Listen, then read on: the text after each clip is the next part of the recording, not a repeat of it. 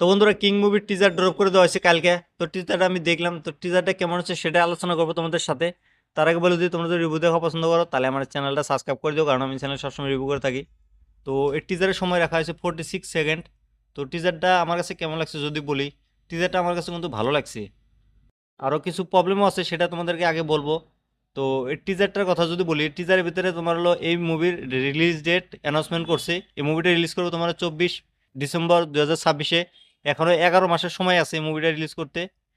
তোমার 24 ডিসেম্বরে ক্রিসমাস উপলক্ষে এই মুভিটা রিলিজ করবো। সেদিনকে আরও 3টে মুভি রিলিজ করার চান্স আছে, যেমন হলিউডের অ্যাভেঞ্জার ডুমস মুভিটা রিলিজ করবো, তারপর ম্যাটক ফিল্মসের থেকে একটা নতুন মুভি আসবো, সেটাও রিলিজ করবো।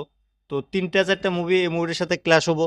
কোনটা জিতবো সেটা আমরা কিন্তু মুভি দেখলে বুঝতে পারবো, বা 11 মাস পরে দেখতে পাবো। তো টিজারের কথা যদি বলি, টিজারে স্টার্টিংয়ে দেখায় শাহরুখ খানকে একটা বরফের পাহাড়ে সে চিলাতে দেখা গেল। তারপর একটা সিনারি দেখা গেল যে সে ছাদ ভেঙে তলে ঢুকলো, গ্লাসের রুম যে থাকে, সেগুলার থেকে ভেঙে তলে পড়লো। তারপর দেখালো একটা লোককে ঘুষাইতে। তারপর সে একটা ডায়লগ মারলো, দেশে ডর নেই দেশে থে হাম। তো এরকম ধরনের ডায়লগ মেরে টিজারটা শেষ করে দিল। টিজারটার ভিতরে যেগুলা সিন দেখাইছে, যেগুলো সিনারিগুলো দেখানো হয়েছে, সেগুলো সিনারি খুব চেনা চেনা লাগে আর কপি কপি মনে হয়। এই মুভির যে ডিরেক্টর সিদ্ধার্থ আনন্দ, এর আগে পাঠান মুভি বানাইছে। সে একটা এমন ডিরেক্টর, হলিউড মুভি থেকে ফাইট সিন সিনারিগুলো দেখে দেখে সে তার নিজের মুভিতে কাজে লাগায়। যেমন পাঠান মুভিতে একটা সিন আছে, উপর থেকে ভেঙে পড়ে লাস্টে ক্লাইম্যাক্সে যে লাস্ট ফাইট আছে, সে সিনটা যে গ্লাসের একটা রুম থাকে বরফের এলাকায়, সে সিনটাতে যেমন দেখাইছে এই টিজারের ভিতরে তেমনই দেখাইছে। একটা গ্লাসের রুম থাকে, সেখানে ভেঙে তলে পড়ে, তারপর ফাইট সিন শুরু হয়।